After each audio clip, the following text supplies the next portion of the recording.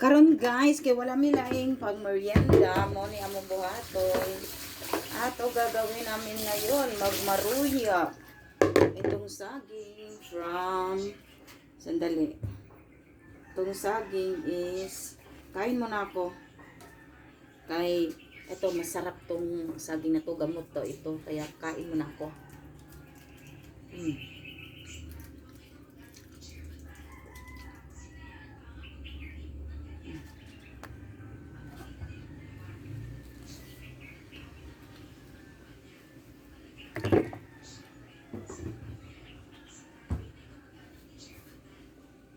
Tama lang ang iyang pagkahinog guys. Pahinog lang ni siya, gikan ni siya sa punuan. O dili ni siya gikan sa palengke.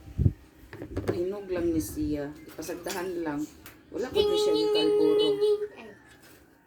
Wala pud ni siya gikalburo. Saan na yung kikon mo rin? Saging na? Saan na yung saging? Anya, mao ni siya, tamis kayo guys, lami kayo pagkahinog, tamang-tama lang. Kaya ang gusto na ko anilong agon, pero ako asyang ako alang siyang prituhon. Ito, ako asyang prituhon, para maiba naman. Kay mas lamig man siya. Mura siya maroya style. Maroya style. Maroya gyud. Kaysa sa una, nagaluto ko ani pang paninda. Karon kay naman ko trabaho, di naman ko makapaninda. Morning ako na lang siya. Magluto ako para kaunon. Lami kaayo guys. Lami kaayo. Tama lang jud iyang pagkahinog. Lami gid kay pagkahinog. Mura jud siya ko. Mura siya gikalburo. Wala ni siya kalburo. Pahinog ra ni siya, gipasagdahan lang ni siya. Ang pagtuba manggod, kailangan tamang-tama ang iyang pagkahinog. Yan siya. Lami kayo guys. Basta saging. Organic. So, na tayo merienda. Free na tag merienda karong hapon. Ano sa'yo mong himon malen? Maruya. Hindi mo magmaruya.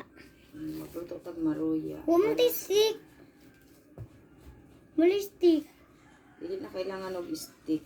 Stick ba tusok? Kailangan siya stick kung ibaligya. Dili man siya baligya. Kasi kung baligya ka. So, ang pangit atong hipuson. Ayoko. Sinahan ko. Ano pa o? Ito pangit sila. So, free na ta sa maruya. Karong adlaw. Kailangan dito magtanom-tanom. Magsaging para na atay maluto-luto. Ayan na ang atong maruya nga lutoon guys. Ayan na ang panit.